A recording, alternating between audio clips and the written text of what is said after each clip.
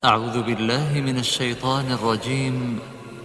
بسم الله الرحمن الرحيم. بسم الله الرحمن الرحيم. إن الأبرار لفي نعيم وإن الفجار لفي جحيم. بسم الله الرحمن الرحيم. الحمد لله مصليا على محمد وآله ومن تلا وبعد. Assalamu alaikum wa rahmatullahi wa barakatuh. Tukomyewo akawungezo kolwaliro wano ku support Islam in Uganda era nga mu studio ndi wamu ne Sheikh Musoke Saadi. Nabwe kityo olunaku olwaliro tulina ensonga etulese baito nnyo eri obulamu bw'omuntu yenna ali mu nsi yenna musiramu olina okuwuliza ensonga eno kubanga erinsoki baito tuba tutegeeza ekintu nga kya buvunaanyizibwa kyamaanyi nnyo eri obulamu. Assalamu alaikum wa rahmatullah. Salamu wa rahmatullahi. Sebo tukusanyukidde nnyo. Nange okubasanga amaze. Akaloboozi ko akakkamwako tukwebaza nnyo, barakallahu fik, webale kubanga olazama oba obeeranga ojja ku mpewo za support Islam in Uganda. Era nga tukwebaza lamusa kuba tulaba tubeere nga tugenda ku nsonga yaffe. Sebo. Bismillahir Rahmanir Rahim. Alhamdulillahi Rabbil Alamin. Naam. ثم الصلاة والسلام على رسول الله صلى الله عليه وسلم وعلى آله وأصحابه وسلم. Naam. Kweza baduba Allah tubasaba mubeerenga muteekayo okuwuliriza okulungi. Naam. Oba oli awo muyinza okubanga mufunamu ekiyinza okubeera nga kibabbulula. Barakallahu fik. Sinzira mu kinyaaba mu kyembeera nga mbadde mulimu. Barakallahu fik wa jazakallahu khaira. Mpozi ensonga yaffe egenda kubekwatagana ku nsonga ki? Ensonga eri nti kiki kyoyinza okuba ng'osembezaayo mu bulamu bwo mu kwogera n'obeera nga tekikuleetera kuba nti n'ofunayo kye bayita okubonderezebwa n'omuliro gw'ekitiibwa Allah subhanahu wa ta'ala, ng'obadde okikoze na nniya ntuufu. Kigambo kisebwa ekitiibwa kyetwagala tugamba abatulaba buli omu alwana ennyo ng'agenda okufa abe nga kyabayogera biidhinillah. Bismillahir Rahmanir Rahim. Alhamdulillahi Rabbil Alamin. Wassalatu wassalamu ala rasulillahi sallallahu alaihi wasallam. Pozi mukama wange ku nsonga eyo gyoyogeddeko. Esebwa ekitiibwa.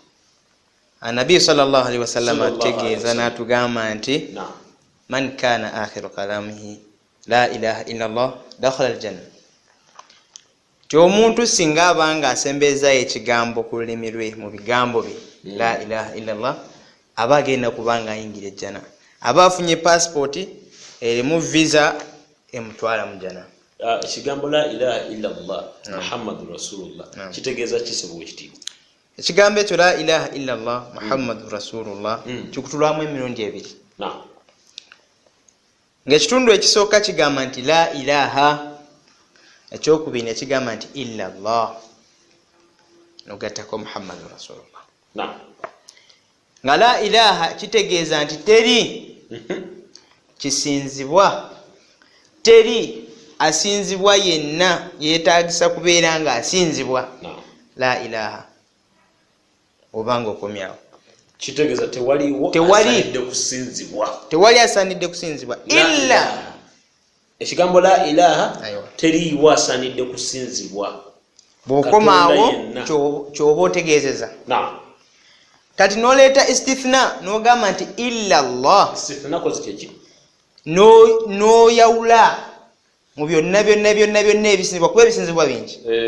Kati mu ebyo byonna n'oyawulamu n'ogamba nti illa Allah, n'ojjamu ekintu kimu mu bisinzibwa byonna n'ogamba nti yani ye Allah subhanahu wa ta'ala. Kati nebeera nga ekigambo ekyo la ilaha illa Allah kirina empagi bbiri. Emu nga abamanyi bagiyita nti al-ithbat, endala nga bagiyita an-nafyu. Al-ithbat kyeki, an-nafyu kyeki? Aywa. An-nafyu kitegeeza nti al-ithbat kyososeza. Aywa. Al-ithbat kwe kukakasa oba okunyweza. Ate an-nafyu kye kiringa okugamba nti okusiimulawo n'ogamba nti tewali, nga bw'ogamba nti la ilaha tewali, n'okola nafyu. Kati n'oleeta ithbaati n'ogamba nti illa Allah. Kitegeeza an-nafyu yesooka okusiimulawo, n'osiimulawo byonna bye basinza then noleta ithbat ekakasawo ekyo kyogamba. Jawo oteekewo ekitegeeza. Jawo buli ekisinzibwa ekitali Allah, Bikira Maria mujjeewo, Yesu mujjeewo, Jjajja Muwanga mujjeewo, byonna emiti gye basinza gijjeewo, ensaasi n'embira bijjeewo, then oteekewo. Simbula teekawo, jawo oteekewo. Jawo ekisinzibwa ekitali Allah, oteekewo ekisinzibwa nga yani ye Allah subhanahu wa ta'ala. Kyo yogedde sebo ekitiibwa annafyu wal ithbat, ezo zempagi za la ilaha illa Allah. Sebo ekitiibwa genda maaso. Nabi sallallahu alaihi wasallam n'atugamba nti la ilaha illa Allah miftahul janna. Ekigambo la ilaha illa Allah kyekisumuluzo ky'ejjana. Nolwekyo abalina la ilaha illa Allah mubeere nga mwesunako, Allah yabawa ekisumuluzo ky'ejjana. Naye yabuuzibwa omusajja ayitibwa Wahab rahimahullahu alayhi. Ne bamubuuza ebigambo, bamubuuza nti alaysa la ilaha illa Allah miftahul janna. Oyo musajja mumanyi abamanyikiddwa mu Busiraamu. Kati yabuuzibwa nti la ilaha illa Allah si kyekisumuluzo ky'ejjana? N'abagamba bala kituufu kyekisumuluzo ky'ejjana. Naye nga naawe bw'omanyi nti ma min miftahu illa walahu asnan.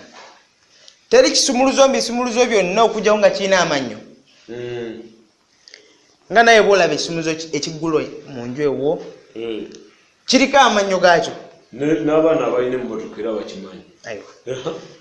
N'agamba nti fa in ji'ta bimiftah lahu asnan futiha lahu. Oyo yenna anajja n'ekisumuluzo nga kirina amannyo ago kijja kubanga kimuggulirawo ejjanaye. N'agamba wa illam, n'oyo yenna anajja n'ekisumuluzo nga tekiriiko mannyo ago lam tuftah lahu, tekijja kukola ki? Tekijja kumuggulirawo. Kati bamubuuza tige galiwo ago amannyo g'otegeezaako kubanga okola ki? Ng'otegeeza ago aga la ilaha illa Allah. Tubeere nga tugategeera. N'abagamba la ilaha illa Allah erina amannyo 7. Amannyo 7 ge mannyo aga la ilaha illa Allah. Singa onajja n'ekisumuluzo kyo nga kiriko amannyo 7, nga kibadde kirina okubaako amannyo 7, naye ng'erimu limenyeko, kitegeeza olugi luba terugenda kubanga lweggula. Amannya ago sebo ekitiibwa oba tematemera mu bwangu birinira tusibula abatulaba. Ng'erinnya erisooka yagamba nti al-ilmu al-munafi lil-jahl. Olina okuba ng'olina okumanya n'otegeera la ilaha illa Allah kyeki, ng'omuntu tagenda kuva eri abeere ng'akusekeetera ebigambo byakugamba, obeere ng'ova ku mazima g'oliko aga la ilaha. Ajja nakutizatiza aramazongolobo arababasisi sebijja kuba nti bikukangakanga olekeki ekisumuluzo kikino ekisumuluzo obeere nga ovaako erinnyo lyakyo. N'agamba nti erinnya eryokubiri al-yaqin al-munafi lish-shakk. Al-yaqin okukakasa n'onywezaawo nga bwe kyatugambye nti illa Allah, n'okakasa n'ogamba nti Allah subhanahu wa ta'ala wahid. Alyomu tazaalibwa yateekebwa okuba ng'akola ki? Ng'asinzibwa Allah. Talina baana, talina bazzukulu. N'ovaamu bino ebigamba nti thalithu thalatha, ali omu ku bameka? Ku basatu. Nti ali omu ku basatu. N'ovaamu ebigamba nti oba Allah mwoyo, oba Allah, oba ate bwe beegatta abasatu, ebyo ne bivaawo ng'ofunye yakiini erinnya eryokubiri. Yakiini kozi tugambye kukakasa. Ayiwa. Mu mutima n'owulya ng'onywezezza. Ng'onywedde. N'agamba erinnya eryokusatu al-ikhlas al-munafi lishirk wa riya. N'obeera nga gwe buli kyokola okikola lillah. Al-ikhlas kozi kyeki? Okwewaayo wenna nga weewaayo lillah. Bwe kuba kusala togamba nti nsala haqiqa nsalira mwana naye ng'ate osalira jjajja gundi jjajja mukasa wenya Allah n'akuwa abalongo ate n'ogamba nti obweza bwa mukasa n'osalira mukasa kyokka ate nga naawe oli musiraamu mbu ng'ogamba nti olina la ilaha illallah mbu kifu n'agamba erinnya eryokuna as-sidq al-munafi lil-kadhib omuntu ateekeddwa okubeera nga akakasa la ilaha illallah muhammadu rasulullah ng'akimanyi nti la ilaha illallah ge mazima temulimu kubuusabuusa temulimu bulimba bwonna buli Allah kye yasse okuva mu ggulu mazima meerere n'agamba erinnya eryokutaano al-qabul al-munafi lirrad erinnya eryokutaano n'atugamba nti al-qabul kyeki owekitiibwa olina okubeera nga kyolaga mu mutima nga kyoyolesa kungulu ate ng'ekyo kyoyolesa kungulu ekiri ne mutima nga kisobola okuba nga kikudifending okuba nga oziyiza okuba nga ova mu busiraamu oba omuntu asobola okubeera waawo ng'alina la ilaha illallah naye nga talina kisobola kumuziyiza kubeera nga agirekawo tinze bwe nfuna sente bwe bandagirire wali sente bino nedda luminati bwajja nga bampaayo ebbulwadde 10 ebyo by'obusiraamu wabikola ki nga mbivaamu kati kino nakyo olina okubeera nga okitunulako n'agamba erinnya ery'omukaaga ti al-mahabba al-munafi lil-ghadab wal-karaha olina okuba nga la ilaha illallah ogikola ki ng'ojagala otya singa obanga osanze katugeze omuntu alina ebigambo byayogera ku la ilaha illallah ng'okimanyi si bituufu kubanga tuzze tulaba ng'erinnya eryasoso yabadde ilimu ng'okimanyi nti la ilaha illallah si kyekyo kyajogerako ajogerako amafuukuule ng'olumwa mutima muli singa babeera nga bakonye ku muntu bakoze omuntu alina la ilaha illallah ekikolwa ekibi nga mutima kikuluma naawe erinnya eryo obeera ng'olikola ki ng'oliina pozi baddu ba Allah ab'ebitiibwa amannya age erinnya ery'omusanvu abamu yani lirimu ikhtilaafu aiwa waliwo bagamba nti aiwa waliwo bagamba nti kweriri abamu balizingira mu linnya erisooka al-ilm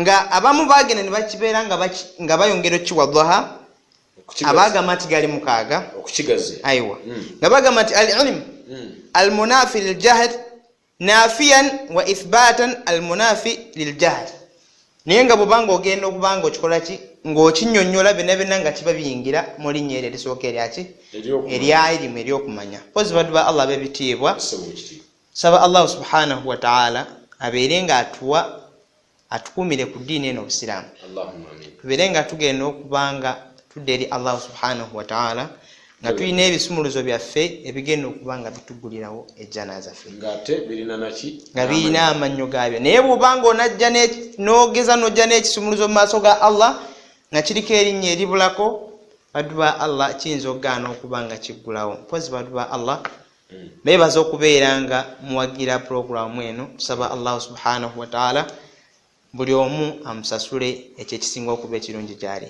Barakallahu fiikum jazakallahu khaira. Mpozi oyo nno yabadde shekhe gwe bayita Saadi era nga musajja asomera mu Azhar University mu Egypt.